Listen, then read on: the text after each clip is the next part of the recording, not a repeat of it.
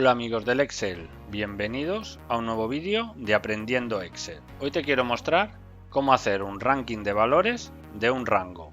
Para ello disponemos de esta tabla con unos nombres y su puntuación. Y lo que queremos saber es el ranking de estos nombres. Para ello lo que vamos a hacer es utilizar la función jerarquía.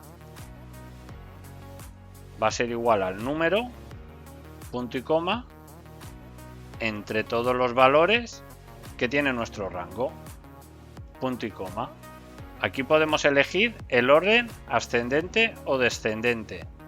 Como podéis observar, está entre corchetes, lo que significa que no es obligatorio.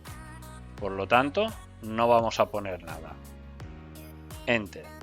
Y ya tenemos nuestro ranking de cada uno de los nombres.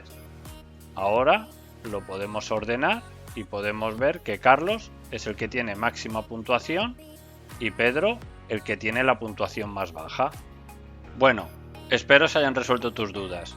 Si te ha gustado, dale a like, comparte y suscríbete para más vídeos como este.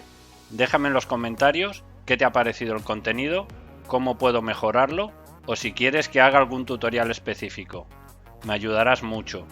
También puedes seguirme en las redes sociales. ¡Hasta pronto!